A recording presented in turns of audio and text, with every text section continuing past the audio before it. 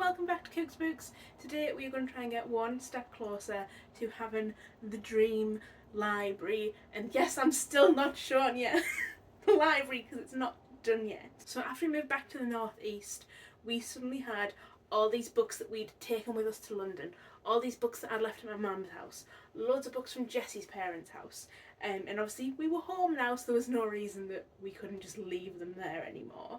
We had to bring them all back to our flat, and as we were sorting out the shelves that we do have, we realised a lot of these books we just don't love anymore. I was very much of a mindset of I need a physical copy of every book I've ever read, and then I realised that I read so many audiobooks that I just find kind of by chance at the library there is no way I would have a copy of every book I'd ever read. So then that whole concept is a bust, because if you're not doing 100%, what is the point of keeping them all? So I really had to think of, did I enjoy this book? And it sounds like such common sense, like only keep a book if you loved it. But for years I've just been keeping every book that I have bounced off of in the world. I went through the shelves to the cull, kind of pulled together a pile of books that I had given 3 stars or below, depending on the book. And obviously that was only for my books. For Jessie's books, I left those be. If there were any I knew that we weren't too bothered about keeping between us, I'm going to get rid of them as well. So what results is my first unhaul of my life, and a huge pile of, well, 6 huge piles of books just off camera, and also the box of shame. You know what? We'll leave the box of shame till last, and I can explain it to you when we get there. So I think the best way to do this is just to hop on in, show you the books, maybe have a bit of a chat about them, but as I said, not too much of a chat because there are 6 piles. First one, starting controversial, The Berry Giant by Kazuo Ishiguro. I hated this. Nothing happened. You didn't get an insight into the characters. It was very fuzzy and obscure, and people are like, that's the point. No. If I do not understand what is happening at any given point, when you also have no characterization, something is going wrong. The Farm by Joan Ramos. I'm actually thinking about keeping.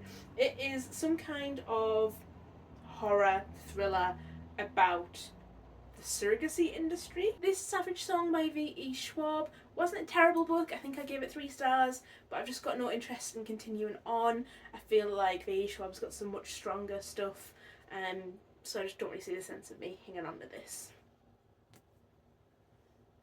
Gone Girl by Gillian Flynn. I really love The Grown Up, the short story by Gillian Flynn, but I know I am never going to read Gone Girl. This is actually Jessie's copy, and I think they read it, but nothing will ever induce me to read this. There is nothing anybody can say to me that is going to induce me to change my mind. You won't even give it a go? Absolutely not a chance. Are you sure? Do I look as if I'm not sure? Similar vein, clearly Jessie was on the hype for this kind of thriller. Paula Hawkins' Girl on the Train. You see a girl while you're on the train, or is the girl on the train? I don't even know, but there's a girl and there's a train, and I'm not interested. This Poison Heart by Kaylin Barron. Again, lovely kind of middle grade book, lovely queer representation, lovely representation of kind of a queer black family, moving to a small town, a little bit of spicy magic, witchy magic. But I know I'm not going to continue on in the series. I was sent this as part of a queer book subscription box, and me and middle grade, we ain't hitting it anymore, but that's fine, because they're for children. They're not for me. Wilder Girls by Rory Power is about some girls who are isolated on an island at a boarding school, and it's kind of body horror because they start to mutate, but it's kind of not particularly gory. I wouldn't have called this body horror. During like the 3 years I had off BookTube, I read this, and I filmed a whole reading vlog of me reading this. Every tab is something that made me want to die, and you can see that they stop about halfway through the book because I lost the will to live, basically, and I thought if I had to spend those extra couple of seconds picking up a tab and tabbing something in the book, that would be longer I spent with this book. Sarah J Maas, Court of Thorns. The Watchmaker of Filigree Street by Natasha Pulley was a great book. Like, let's not mince about. Victorian England, lots of kind of clockwork oddities and a mystery. I remember the characterisation being really nice, the setting was really nice, the story and the mystery was kind of quite unexpected. But they recently brought out a sequel to this, and I know I'm not going to reread this in order to read the sequel. I just don't have that in me right now. Oh god! This is such an obscure book. Okay. I did creative writing at York St John, which is a university here in the UK, as part of my undergraduate degree. They invited back a previous author to give us a talk, so we all had to read the book, show willing, so we could ask some questions about it, about her craft. And this is that book, and it's Summer Lies Bleeding by Noala Casey. When I say this is the template for hate reading a book, I was in my halls on those really uncomfortable kind of corporate couches they give you, hanging upside down, reading this for my whole flat, and we were all aghast. Kind of the reaches of it. It is a couple of intersecting storylines where everything just goes into an absolute farce, but you're supposed to think it's really like layered. She thought she was the only woman who'd heard of the Beatles. Like that's the level we're working with here. The Unseen by Roy Jacobson. It has two translators. I can never remember which ones it has. Don Bartlett and Don Shaw, translated from the Norwegian. This was a lovely story.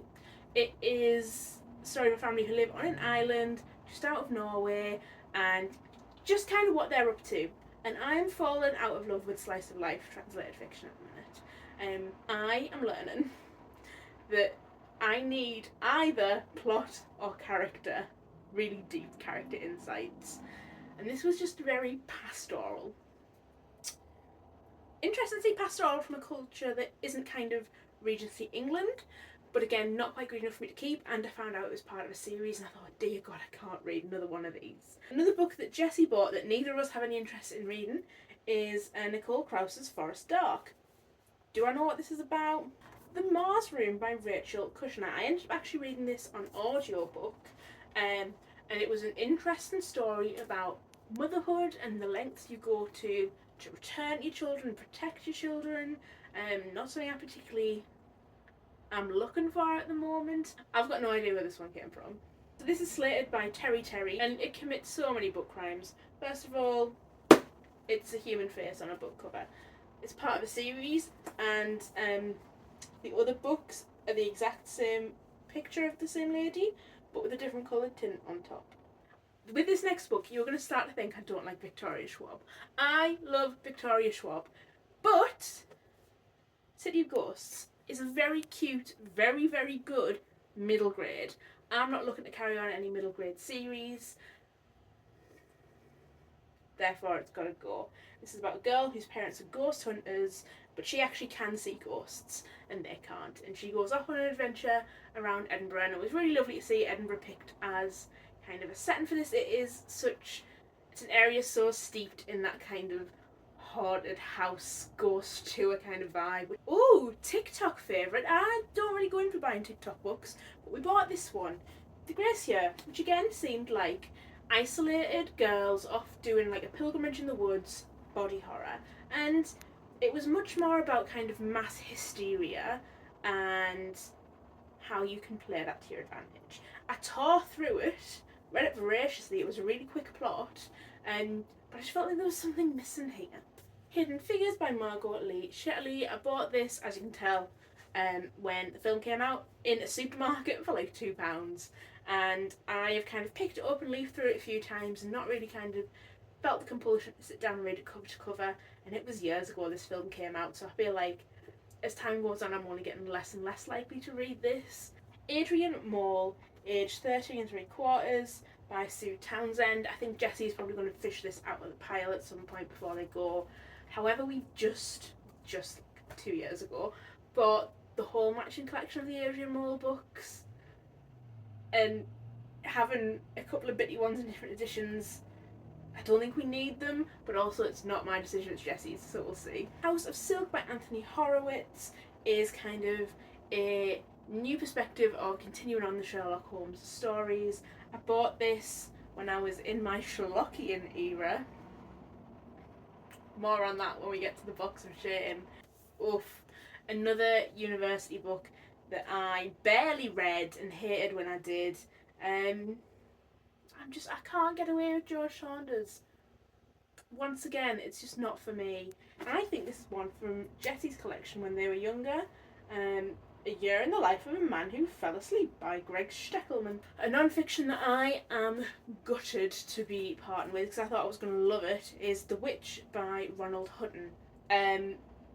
You can say I tabbed it up. I was going to read like a chapter a day, try and blast through it. It is so heavy. Like, for such a thin book, I cannot tell you how heavy it is. And I hated the introduction. I hated the way he wrote. I felt like he was very dismissive of kind of different cultures' interpretations of witches, modern interpretations of witchcraft, and some of the terminologies he was using around women were quite derogatory. I have much nicer books about witches, and I would rather go to those for reference before this one. You are going to see a truly bizarre array of autobiographies throughout this video, starting with Hard Choices by Hillary Rodham Clinton. This, I think, was what she wrote before she ran in any kind of capacity for leadership. When she was going on talk shows, everyone was like, but you're doing this because you're going for president, right? And she was like, I would never go in for the presidential race. And then like 2 weeks later, she was racing. Jessie bought this, promised me they were going to read it, never did. Philip Matzik's The Roman Empire, A Beginner's Guide.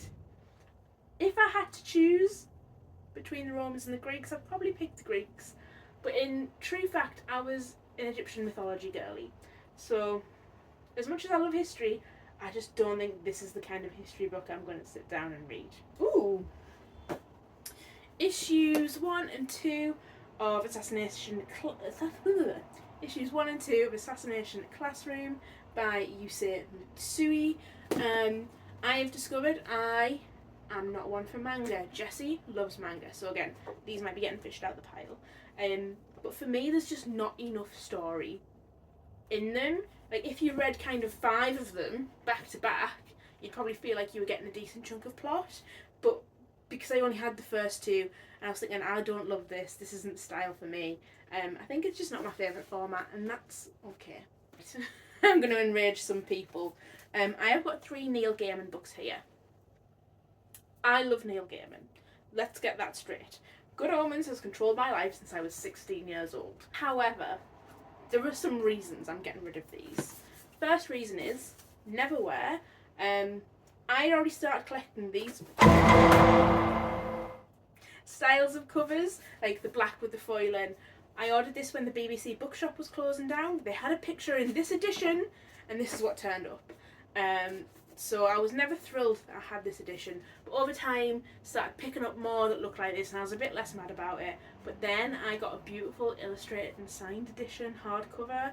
Let's do these as a pair. American Gods and Anti-Boys by Neil Gaiman. I've tried so many times to read American Gods. I get a couple of chapters in, and there's something. I feel like I would love it. It would so become my personality, but I simply can't get through it. And this is kind of a companion novel or sequel to this one. Therefore, I'm not going to have them take up space on my shelf forever. A Life of Adventure and Delight by Akhil Sharma. This is such a beautiful book. And I was so offended when I read it that I didn't love it because it was stunning. It is a short story collection all about people who live in India. But mostly it was about women being sad in marriages they didn't want. And it was kind of a buzzkill. You're going to be mad about this and I don't fucking care. Uprooted by Naomi Novak. I don't think Naomi Novak can write. Another one I wanted to love. This is Red Dust by Yos, which is another translated book. Translated from Spanish by David Fire. I went through a phase of...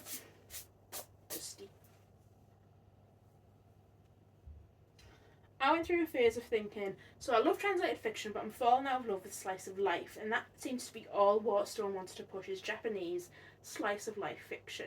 Surely I can get translated fiction in the genres I love, like fantasy and sci-fi.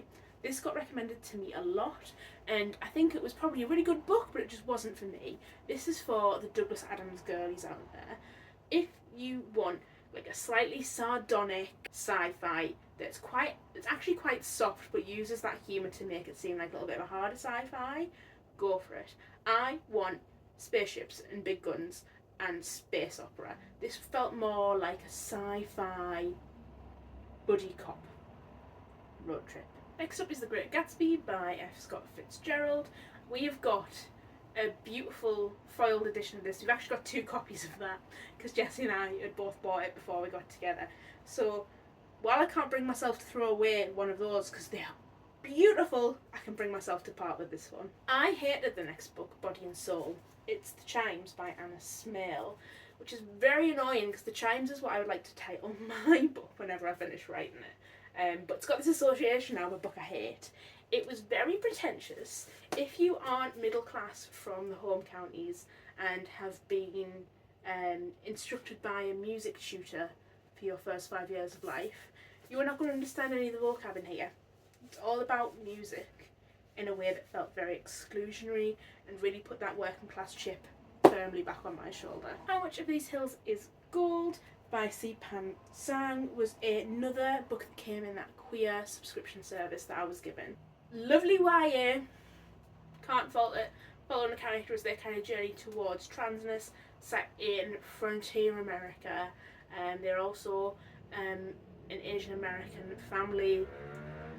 So there's lots going on there, lots to unpick against this Western backdrop. And for me, the writing style just wasn't quite serious enough for what was happening. It was also a little bit distanced. And when you're kind of doing a plot that is so focused in someone's personal growth, I feel like we should be closer to them for that.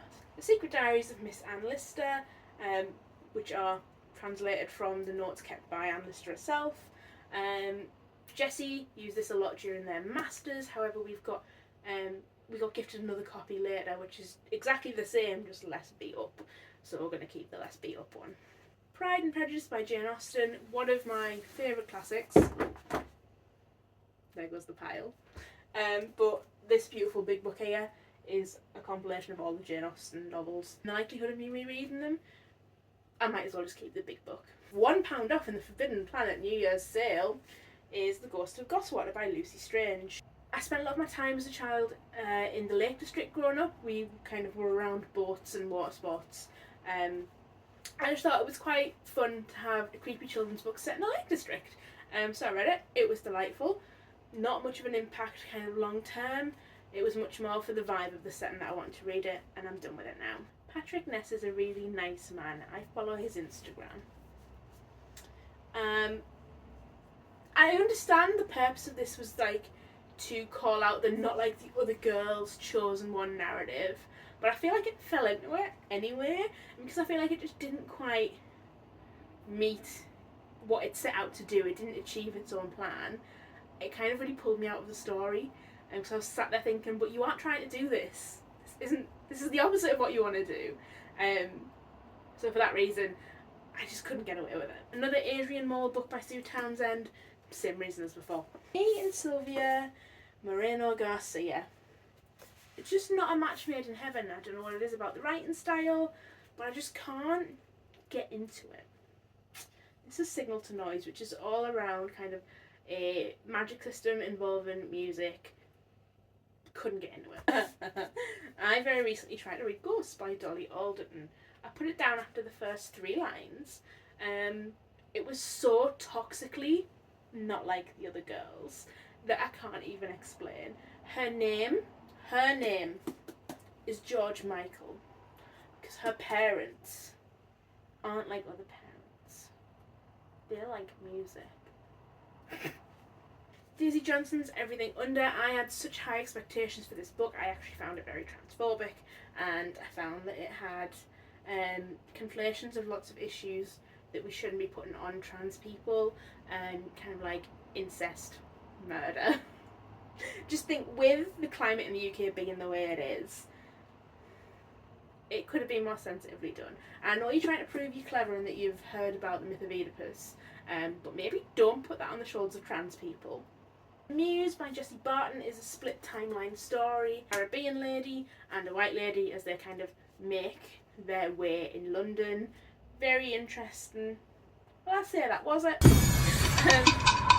I remember it being quite artsy-fartsy. There was some stuff in there about the Spanish Civil War, bizarrely. And it was moody, but again, it didn't have much of a lasting impact on me. I've also tried to read The Miniaturist, and I think I've just lost that book because it isn't here to unhaul. And I just don't think me and Jessie Burton are a match, but that's okay. Another book, I have no idea where it came from, but I tried to read it after I kind of brought it back to the flat. Everything Leads to You by Nina LaCour is about a teenager, a 17-year-old, who somehow becomes a filmmaker, but she's very much like, oh, I'm running out of time to become a true auteur. It's like she hasn't finished high school.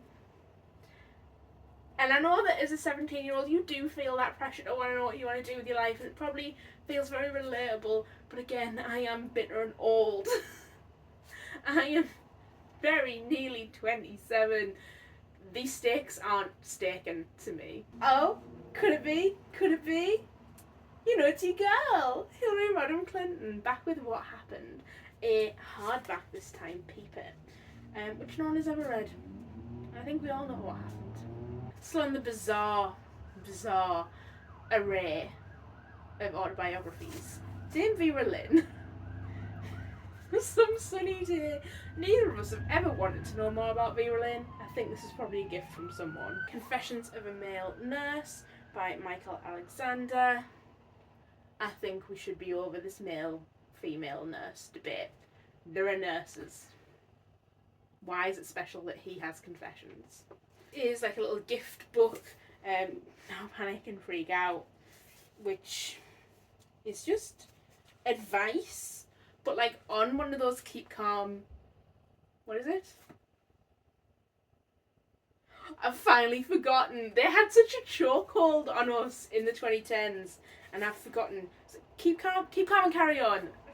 Hate it. So it kind of has, like, as if it was like affirmation posters, where it's like constantly choosing the lesser of two evils. It's still choosing evil. The more you know. Read 101 Sonnets, edited by Don Patterson for uni. Very lovey-dovey. I know that's what sonnets are for. Not for me. Again, no idea where this next one came from. Like a crime thriller thing. Ian Rankin's Watchmen. Next four came as a box set. They are the Dictionary of English Down the Ages, Dictionary of Proverbs, Dictionary of Word Origins, Dictionary of Idioms. I think Jessie thought I was looking for an excuse to buy these, and I thought Jessie just wanted me to buy them so they could read them. So I bought them for like £2 as a set from the works, because we are linguistics people. We are linguists by training. It's not the kind of linguistics book I enjoy. These topics, love these topics, but just the way it's presented feels very kind of like someone who flirted with linguistics grad once has written down what they can remember from that kind of meeting. They're all written by a married couple called Mr. and Mrs. Flavel. Keep it moving. I wanted to read some Australian fiction. Ordered Border Districts by Gerald Manani. I was so bored, I couldn't think, couldn't breathe, couldn't move. It's gone. Don't come for me. I love Emily St. John Mandel. This is my original copy, but it is a little bit, it was a victim of the move. So I bought a box set of kind of all her books to date in very similar editions, and obviously it came with Station 11. I was like, well, I could have the nice new one, so that's what I'm going to do. My mum bought me this book 2 weeks into the pandemic, when we knew nothing about the pandemic. I have not read it. I'm sorry, ma'am. Next on your problematic bookshelf, Vida, Secrets from the East. Welcome, my friend. It's about spirituality in what seems to be quite an appropriative way. And is written by someone who definitely sounds like they are a cult leader. So We don't want that on the shelves. Around Christmas time, Travelling Man do a really good sale on kind of graphic novels. I thought this looked really cute, despite never ever having heard of Hilda and the Hidden People, and then realising that that was not a sticker that could be removed. It was very sad. It was cute. I've got no idea who these people are or what they're doing, but it was cute. I hate to say it. I hope I don't sound ridiculous. I don't know who this man is. I mean, he could be walking down the street. I wouldn't know a thing. Sorry to this man. Douglas Adams' Hitchhiker's Guide to the Galaxy. I read the whole thing. Like, can we talk about that for a minute? Do not remember a single thing that happens beyond the first story. I was like reading it in a daze. Just not for me. Storytelling Animal by Jonathan Gottschall was kind of very much like, did you know we're all made of starlight? And then in a really convoluted way try to link that into writing advice. It kind of just said what I already knew. I feel like if you're in like sixth form, you're trying to decide where you want to go creatively with your kind of career choices, education choices, it might be quite useful, but kind of having done a creative writing degree and then come to this. Another book I never read, this is Crossing Over by Anna Kendall. It's actually an arc for a book that came out in October 2010. I've never been sent an arc. Like, if anyone would like to send me an arc, sure. But this was actually a gift from my friend Katya. She was leaving the UK and it was like, hey, someone's going to take some of these books. And I was like, and then I promptly never read it. And I feel really bad getting rid of it. But clearly I'm not going to read it now. Ulysses by James Joyce. I have a very, very pretty edition of Dubliners by James Joyce. And trying to read that, I learned I hate stream of consciousness. If I want to read anything about Greek mythology, I will simply read the original texts. Next up is The Last by Hannah Jameson. Thriller. One of the cheesiest looking, like, soft commercial sci-fis I've ever seen is Breathe by Sarah Crossing. You can tell it's sci-fi because they're in a dorm. I never read it. Nod, I did read by Adrian Barnes, is about what happens to people when they can no longer sleep, and how society kind of crumbles. Very creepy EP, not an all-time favourite. Jessie swears down they didn't buy this book, but I know exactly where we were standing when we saw it. We were in Tottenham Court Road, Waterstones, up towards the Odeon Cinema, and Jessie bought Damned by Chuck Palahniuk. Neither of us have ever wanted to read Chuck Palahniuk. This is one of Jessie's books from childhood. The Shapeshifter by Ali Sparks. Do I need to be worried about fairy tendencies? Perhaps.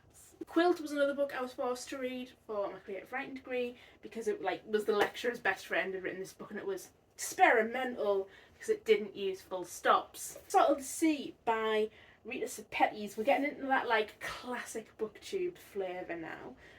I read this for one of those really big readathons where it kind of gave you a little prompt and everyone got a little prompt and I feel like we don't do that as much anymore. This was about a ship sinking in 1945, lots of different characters coming together through the war and finding each other, and I just felt at the time like it was a poor man's All the Light We Cannot See. The Path, Professor Michael Pruitt and Christine Gross-Low on I think it's kind of about Taoism and kind of applying this Eastern philosophy to your life in an actual practical way, which it then does not do.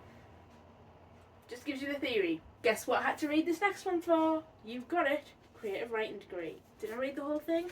No. I flicked through at random. The story I landed on was the story I read, and I was like, out of all the stories in this book, the one that affected me the most profoundly was... It's the new Granted Book of Travel. We were literally just doing a unit on travel writing. I was in that really awkward place where all I wanted to do was read Young Bond and Alex Rider books because I was a little. But also I was getting a bit too old to be reading those, and Skullduggery Pleasant books were just not coming out quickly enough.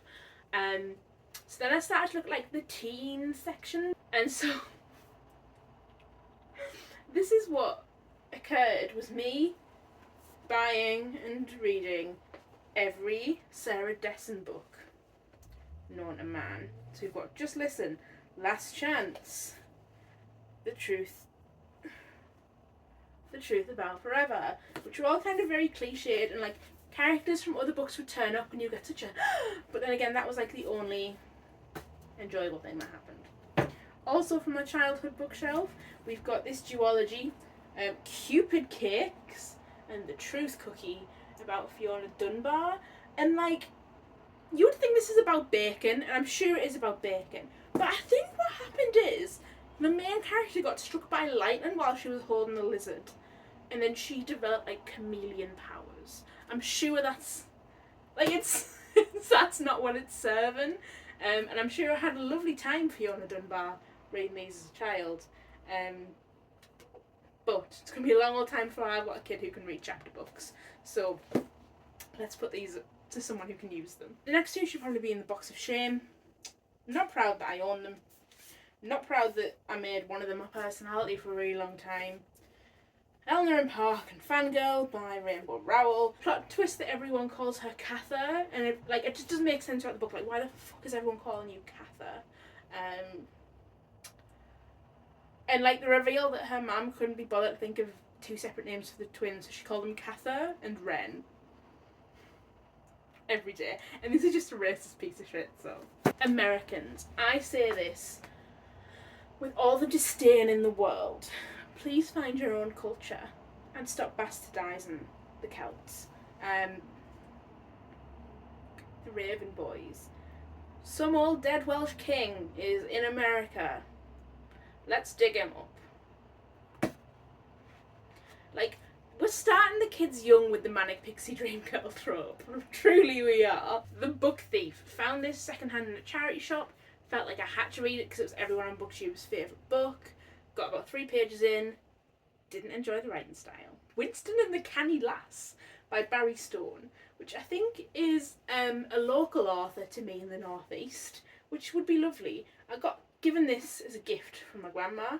It's very clearly self-published, and this is also like a sequel, so I'm just going to put it back out into the northeast and see if it calls to anyone. The Three Musketeers by Alexandra Dumas.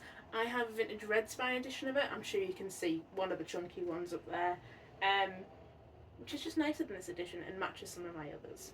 I am gutted I didn't love this book. Black Leopard, Red Wolf. If I didn't have the book in front of me, those would be in the wrong order. By Marlon James.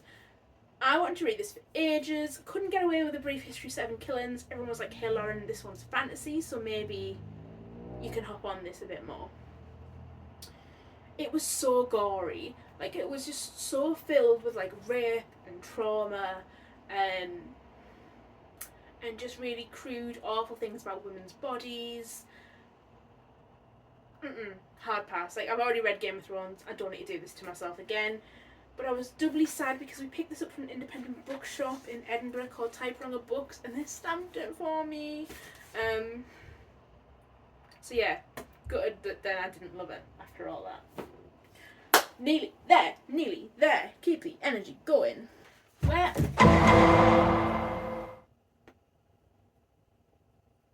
Didn't die. That was really scary. Where the Crawdads Sing by Delia Owens.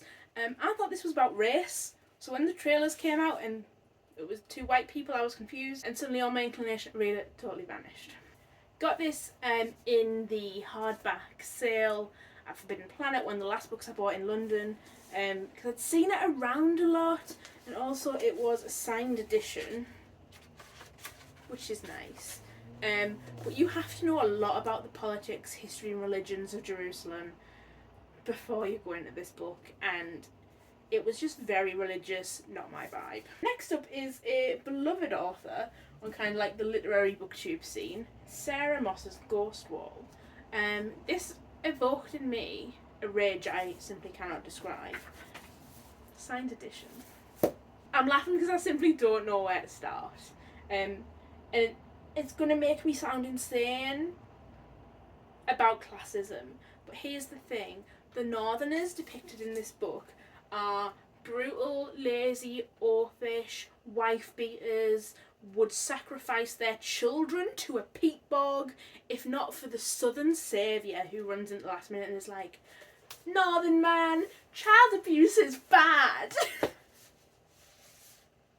I understand that probably wasn't the point, but that's how it read. I don't know who I thought I was buying the W.H. Smith's collector's edition of Bazaar of Bad Dreams when I know I'm too soft to read anything scary. It was scary, didn't get that far into it. I thought I loved Kieran Millwood Hargrave because I quite like Girl of Ink and Starlight. But The Deathless Girls is about brides of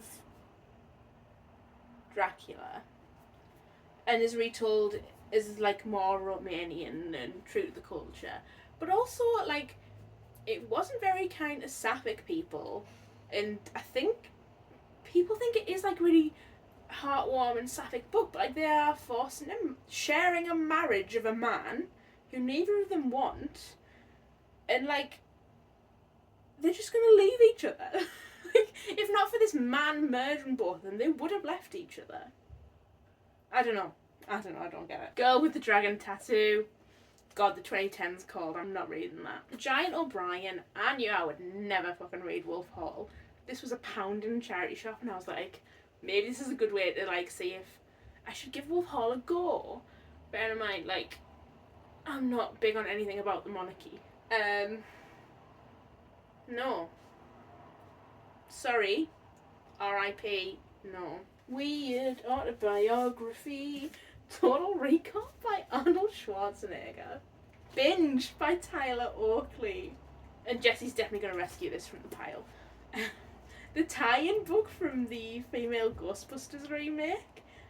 Ghosts from Our Past. Next, I simply refuse to give in to 14-year-olds on TikTok telling me I should be embarrassed to have enjoyed Hamilton, have bought into the Lin-Manuel Miranda world. However, never more have I thought maybe they've got a point than when I revisited this book, which is simply a collection of Lin-Manuel Miranda's tweets, and he really is that girl. He is. It was a gift. It was a lovely gift. It was a lovely way to spend an afternoon leafing through it. I don't think I'm going to revisit it and do like a deep read of this at any point. Next, every time. Next we come on to the problematic books that were not problematic probably at the time of buying. Lena Dunham's not that kind of girl. Don't. Simply don't. I've never watched the show that she was in. All I know about her is that she's bad. Then 2 copies of the same thing. I think this came out pre me and Jessie being together. I at the time said I didn't really want to read it because I felt like it was getting far too much attention, and we shouldn't be drawing attention to this woman who was surely going to turn out to be really problematic.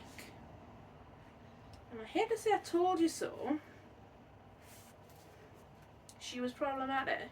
We now come to the books of shame. Listen, I was a big Tumblr kid. I really liked Doctor Who. I really liked Supernatural. And I really liked Sherlock. I never liked the crossover. That needs to be so super clear in your mind. I was not a super Wholockian. However, individually, I liked all those things. This box is a record of me liking all those things separately. Right, let's get this done with. A supernatural tie-in novel called Carved in Flesh by Tim Wagner. I never read it. Thankfully that is the only piece of Supernatural merch. Let's go Sherlock next. We have Sherlock the Case book. Ooh. Remember when we thought they were going to be gay? Delusion.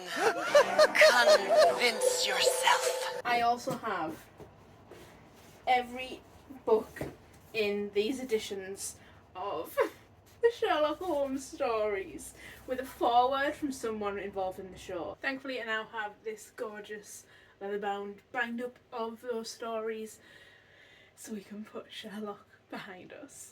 Then the true sign that I should have had an autism diagnosis as a child. Maybe the sign that I should still have an autism diagnosis as an adult. My Doctor Who book collection. This was my hyperfixation from the age of 9 to present day. Let's be real. And I have a lot of Doctor Who books. I'm not getting rid of all of them, but the ones I know I'm never going to touch again are going to It's time for them to go. The wit and wisdom of Doctor Who.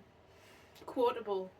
Like, so say you're at a dinner party with your little red wine, being fancy, you're just gonna pull out a little Doctor Who quote to smooth the social interaction. Whoology, the official miscellany.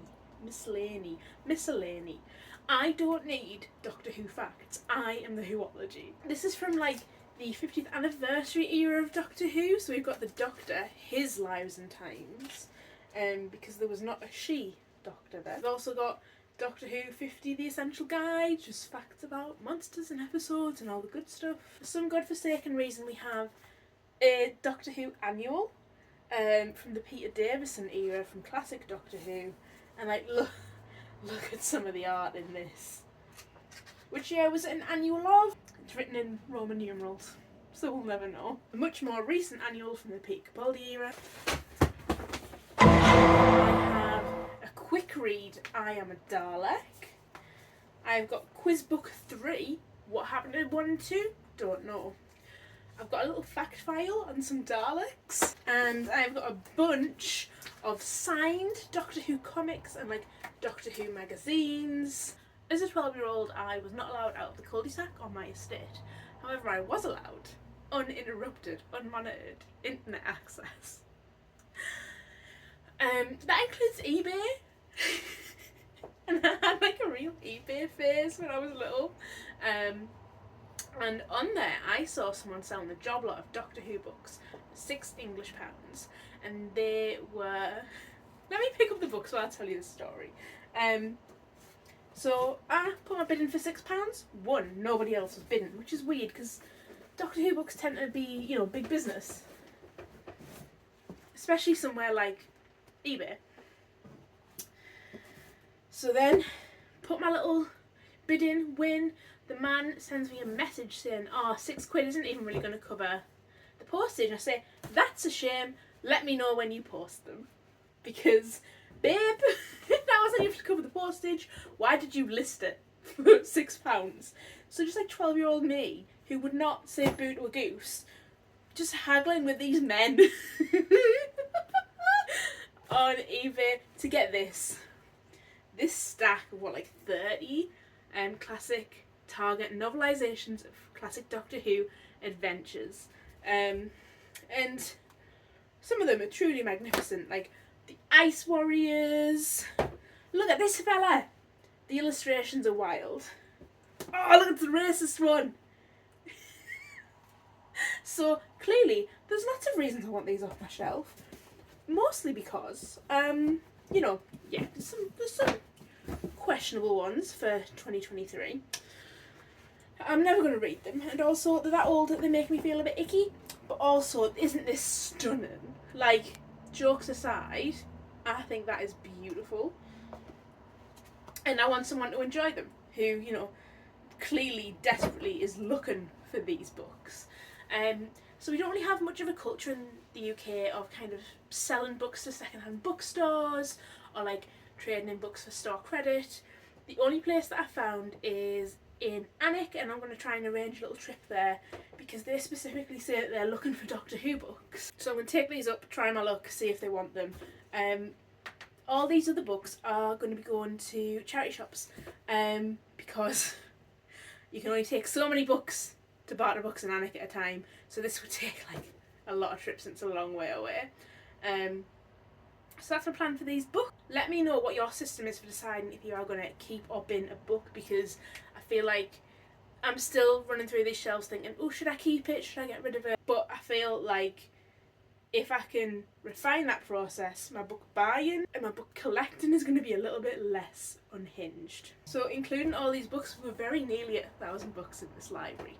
We were so close to actually being like by the book definition of a library. I think this is about 100 books that we're getting rid of. I'm sure I can reach library status sooner or later. So thank you so much for watching. I have got so much tidying up to do now. So much tidying up to do. So I'm going to say see you later.